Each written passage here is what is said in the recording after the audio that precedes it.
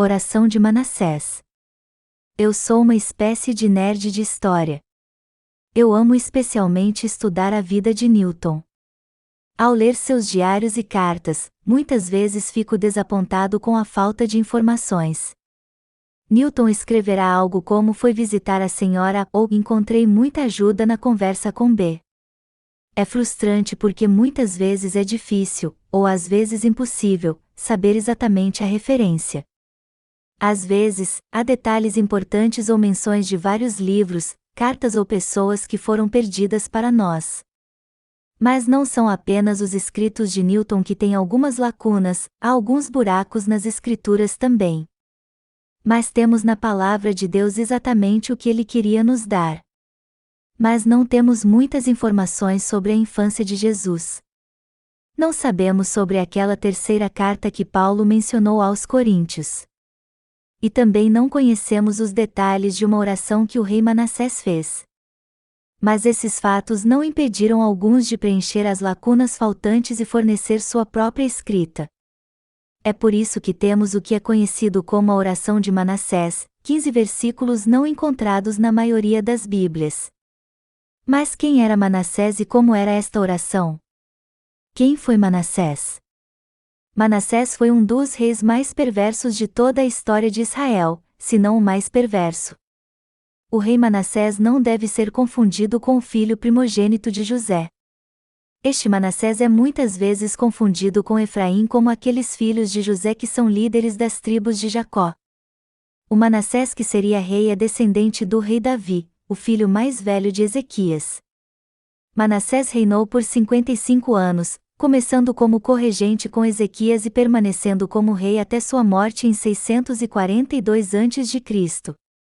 Quando o trono se tornou propriedade exclusiva de Manassés, ele reverteu as políticas de seu pai. Ele reinstituiu a adoração de ídolos e restaurou a adoração politeísta do povo judeu.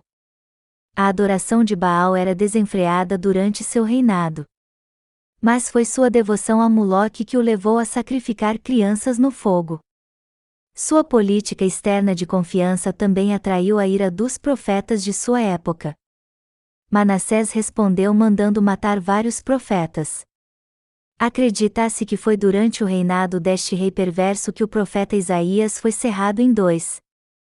As consequências da maldade de Manassés são registradas em Jeremias, mostrando ainda o caráter abominável desse rei traiçoeiro. No entanto, em seus últimos anos, devido à sua política traiçoeira de tentar enganar tanto os assírios quanto os egípcios, Manassés foi levado acorrentado ao rei assírio. Foi durante este aprisionamento que aprendemos que ele se arrependeu. Por isso o Senhor trouxe sobre eles os comandantes do exército do rei da Assíria, que prenderam Manassés com ganchos, amarraram-no com correntes de bronze e o levaram para a Babilônia. E quando ele estava angustiado, ele implorou o favor do Senhor seu Deus e se humilhou muito diante do Deus de seus pais. Ele orou a ele, e Deus se comoveu com sua súplica e o trouxe novamente para Jerusalém em seu reino. Então Manassés soube que o Senhor era Deus. Qual era o conteúdo desta oração? Esta oração parece ter sido legítima e um arrependimento completo que permitiu a Manassés realmente recuperar o trono. No entanto, também uma oração de arrependimento que parece ter sido restauradora apenas para Manassés, o povo continuou na maldade que ele havia causado. Como era a oração de Manassés? A oração de Manassés são 15 versículos que são uma tentativa de dar palavras à oração que Manassés fez. Disseram que esta oração foi registrada nos ditos dos videntes, abrindo assim a porta para muita especulação. Os 15 versículos que temos são legitimamente a oração que Manassés fez. Oração de Manassés. Ó Senhor Todo-Poderoso, Deus de nossos pais, de Abraão, Isaque e Jacó, e de sua descendência justa. Tu que fizeste o céu e a terra com todos os seus adornos. Tu que prendeste o mar pela palavra do teu comando, tu que fechaste o abismo e o selaste com o teu temível e glorioso nome. Pois insuportável é a magnificência da tua glória, e não pode ser resistida a ira da tua ameaça contra os pecadores. Imensurável e inescrutável é a misericórdia de sua promessa. Pois tu és o Senhor Altíssimo, compassivo, paciente e misericordioso, arrependendo-se das más ações das pessoas. Tu, ó Senhor, segundo a plenitude da tua clemência, prometeste arrependimento e perdão aos que pecaram contra ti, e na plenitude das tuas misericórdias, designaste o arrependimento para os pecadores para a salvação. Portanto, ó Senhor, Deus dos justos, não concedeste arrependimento pelos justos, por Abraão, Isaque e Jacó, que não pecaram contra ti, mas concedeste arrependimento por mim, o pecador. Pois pequei mais do que a areia do mar, as minhas iniquidades se multiplicam, ó Senhor, multiplicadas, e eu não sou digno de olhar e ver as alturas do céu por causa da multidão das minhas iniquidades. Por causa dos meus pecados, estou curvado por muitos laços de ferro para levantar a minha cabeça, e não há alívio para mim, pois provoquei a tua ira e fiz o mal diante de ti. Criei abominações e multipliquei provocações. E agora dobro o joelho do meu coração, implorando por sua clemência. Eu pequei, ó Senhor, eu pequei, e eu conheço minhas obras de iniquidade. Estou pedindo, implorando, perdoe-me, ó Senhor, perdoe-me. Não me destruas com minhas iniquidades, nem por todos os anos fiques irado comigo, nem me condenes nas profundezas da terra, pois tu, ó Senhor, és o Deus daqueles que se arrependem. E em mim manifestarás a tua bondade, pois, sendo eu indigno, tu me salvarás segundo a tua grande misericórdia. E eu te louvarei todos os dias da minha vida, pois todo o poder dos céus canta o teu louvor. Pois tua é a glória, pelos séculos. Amém. A maioria dos estudiosos acredita que ela foi feita antes de Cristo.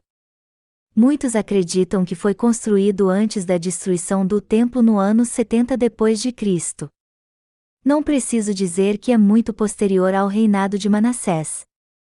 Está escrito em grego e foi anexado à Vulgata Latina, que é como a temos ainda hoje. Claramente não é da pena de Manassés, como tal, não foi considerado canônico pela maioria dos crentes judeus ou cristãos. Era claramente conhecido em uma data inicial na igreja, pois há algumas alusões claras ao texto. Mas nunca foi considerado autêntico ou canônico. Do jeito que está, é uma oração interessante. Às vezes lindamente escrito e ainda tendo alguma teologia suspeita, ou seja, alegando que alguns dos patriarcas não precisavam se arrepender por causa de sua própria justiça. O que podemos aprender com a oração de Manassés? Suponho que poderíamos obter algum conhecimento lendo esta oração. Em certo sentido, é uma descrição precisa do arrependimento autêntico. Mas mais do que esses 15 versículos, o que é mais benéfico para nós é o que temos no próprio texto da Sagrada Escritura. O ímpio Manassés se arrependeu e Deus o perdoou. Que lição importante e maravilhosa é esta para nós hoje? Não há pecado que seja tão grande que você esteja afastado da misericórdia de Deus.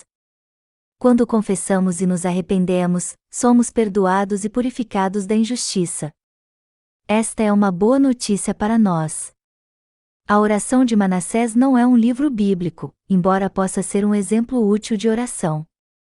A história maior aqui é que o rei mais perverso da história de Israel se arrependeu e Deus o perdoou. Obrigado por orar conosco, e não esqueça de curtir nosso vídeo e compartilhar essa oração com seus amigos, se inscrevendo em nosso canal.